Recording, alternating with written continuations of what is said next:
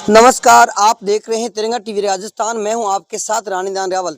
राजस्थान में विधानसभा चुनाव 2023 की सरगर्मियां बहुत तेज होती जा रही है और आवेदन कर रहे हैं, नामांकन दाखिल कर रहे हैं, जिसके 3 दिन अब शेष बचे हैं।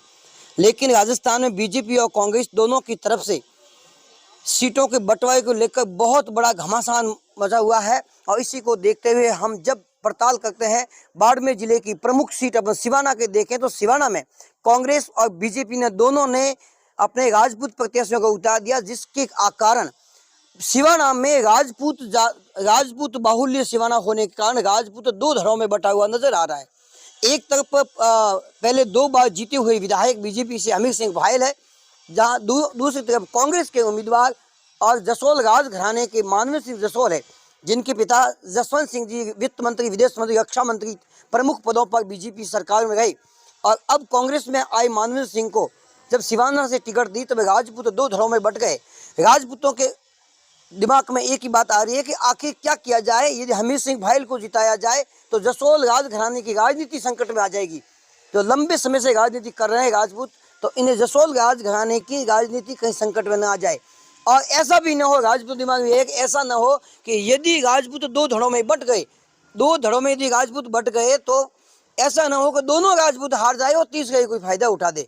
लेकिन आने वाले समय में देखना यह है कि कांग्रेस में भी दबाव इतना बढ़ता जा रहा है कि मुख्यमंत्री अशोक गहलोत के सबसे करीबी रहे सुनील परिहार, रिको डायरेक्टर सुनील परिहार, जब कांग्रेस की टिकट की यहाँ से दावेदारी कर रहे थे, पिछले 2-3 सालों से यह मेहनत कर रहे थे और प्रचार प्रसार कर रहे थे, आम जन में अपनी पैठ बनाए हुए थे। लेकिन जब सुनील परिहार का टिकट कट गया और उसकी जगह मानवेंद्र सिंह को दे दिया, तो मानवेंद्र सिंह जसोल को पहले जैसलमेर से उतारने की बात कही जा रही थी और वहां से ऐसा माना जाता है कि मानवेंद्र सिंह का दनियाल जैसलमेर में होने के कारण उनकी जीत वहां पर हो सकती थी अच्छी मतों से। लेकिन और साले मोहम्मद ने भी कई बार कहा कि जैसलमेर से हर हालत में मानवेंद्र सिंह जसोल को ही टिकट देना है। लेकिन फिर भी स्थानीय कुछ नेताओं के दबाव में आकर मानवेंद्र सिंह को सिवाना में टिकट दिया गया, जिस कारण यहाँ पर सिवाना की राजनीति गर्मा गई है और सिवाना में सुनील परिहार बिल्कुल बगावत पर उतर आए हैं और निर्दलीय फॉर्म भरने की धमकी दे दी है।